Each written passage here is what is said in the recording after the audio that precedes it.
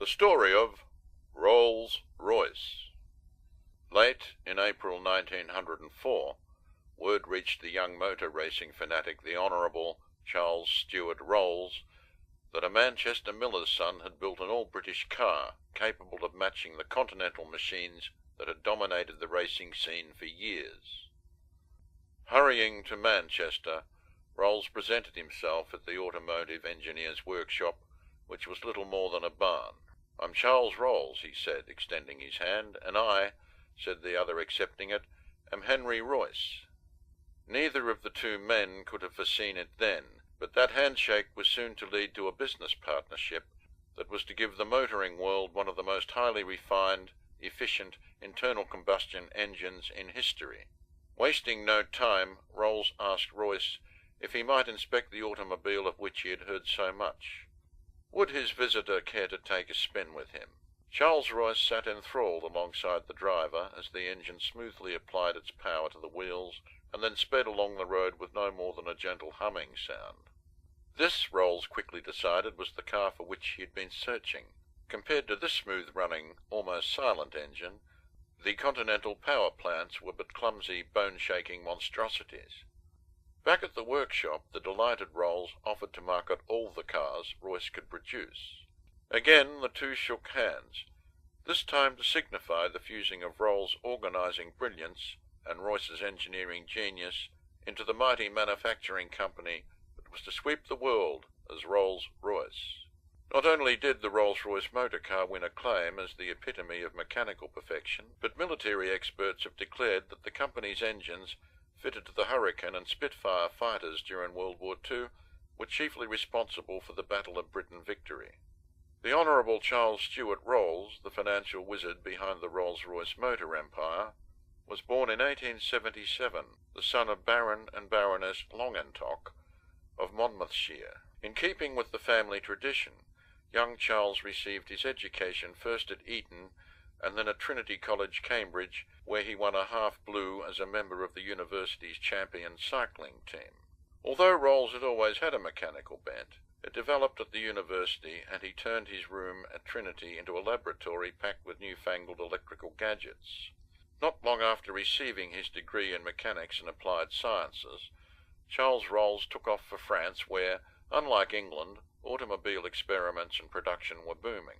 For a long time he pedalled about on the bicycle he had bought across from England. Then he sold it and invested in a 3.5 horsepower Peugeot motor car. The Peugeot had no radiator, its cooling coming exclusively from a pump that sent water coursing through the engine block from a tank. The problem was that above a certain temperature the pump refused to work. To get it back into operation, the water had to be changed. In hot weather this was a constant procedure. Rolls was nevertheless enchanted with his acquisition, and soon after returned to England with it, and he entered the London Brighton race organised to celebrate the 1896 repeal of the Act, forcing motorists to be preceded by a horseman carrying a red flag. Not that Rolls ever did take part in the race, for on the way to the start the Peugeot's front axle snapped. As the car rolled over, the loudly cursing driver was thrown clear. Following the abolition of the man with the red flag, motoring took on a new lease of life in Britain. Innovations were added to vehicles, like direct steering, wooden spoke wheels, and comfortable seats, but they all came from the continent. Rolls rankled. He was convinced Britain could produce as good or better, yet no one seemed interested. Motor racing too was booming on the continent. Certainly drivers were dying by the score as they competed in races like the Paris-Berlin and the Paris-Bordeaux marathons, but the result was better, faster, and safer automobiles. Motor enthusiasts in Britain talked about cars like the Mercedes, Fiat, Mors, Renault, and Panhard et Levasseur. They could not discuss their local automobiles, for there were none.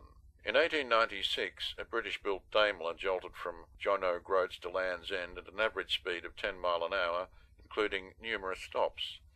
That was something, but it was not Charles Rolls' idea of world-beating. Anyway, it used a Continental engine.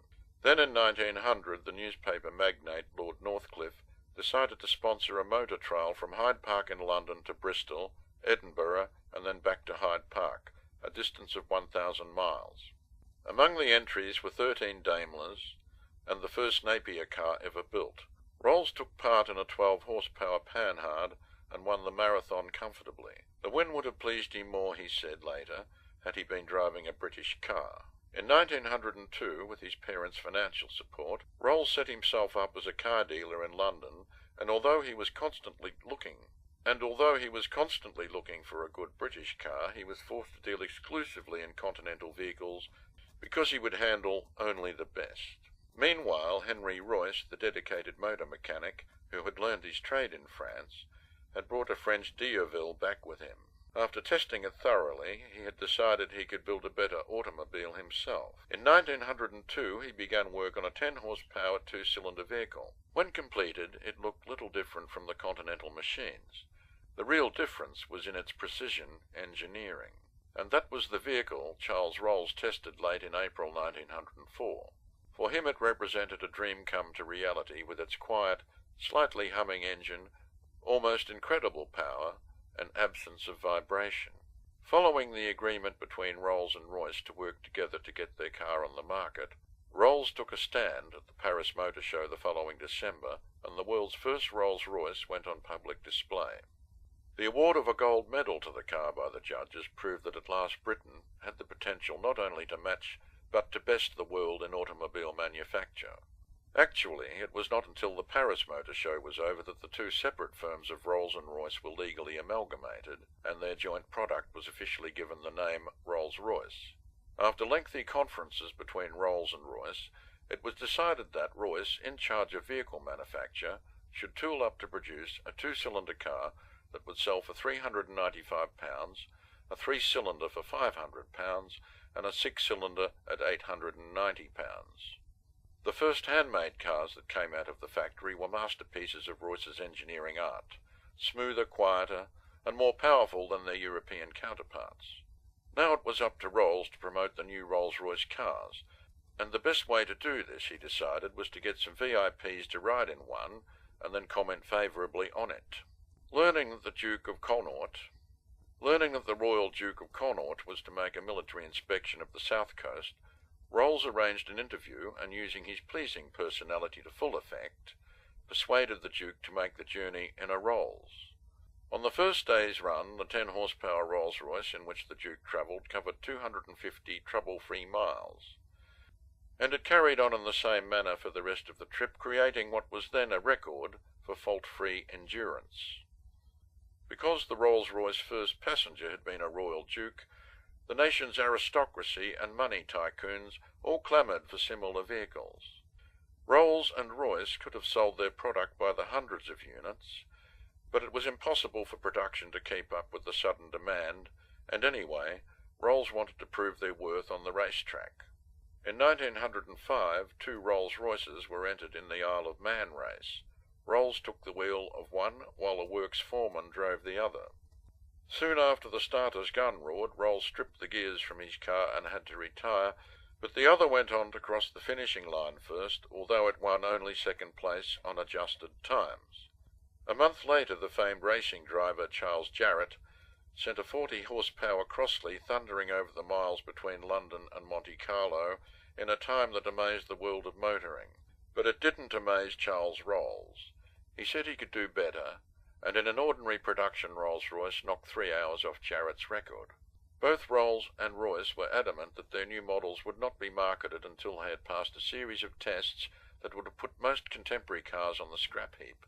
The result was that the prototypes were subjected to 30,000 miles of hard driving over the tough Derbyshire hills, through London traffic, and on open French roads before production began. Demands for Rolls-Royce vehicles swamped the company's young owners. They had to expand with new workshops and plant. For this, £50,000 was needed, but all they could raise between them was £40,500.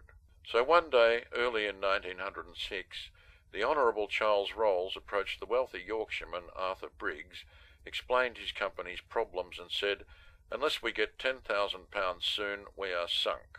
Briggs said nothing. He simply took a cheque-book from a drawer, signed his name to £10,000, and thereby made the best investment of his life.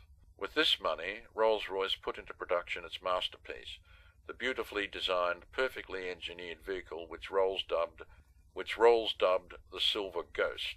In 1907 this mechanical marvel ran non-stop on a circuit from London to Glasgow and back until it had covered 15,000 miles.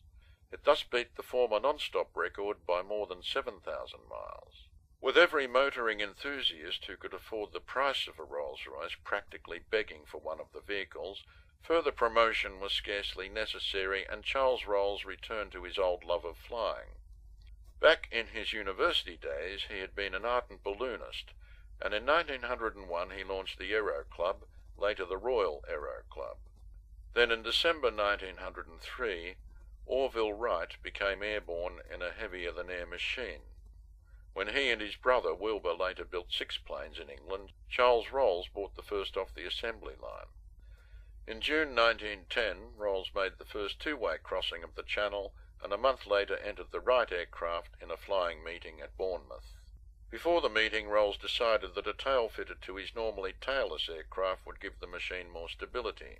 The job was done to his satisfaction, and the thousands who attended the Bournemouth meeting cheered as the novel aircraft soared aloft. Half a mile from the stands, Rolls turned to make his landing approach. Suddenly the plane shot into a steep dive. Rolls tried to pull out, the strain on the tail increased. Then it happened. The tail tore away, and the Wright, with Rolls still struggling at the controls, thundered on, hitting the ground nose first. Thus, at the age of 32, ended the career of the Honourable Charles Stuart Rolls, one of the great names in world motoring history. He was the first Englishman to die in an air crash.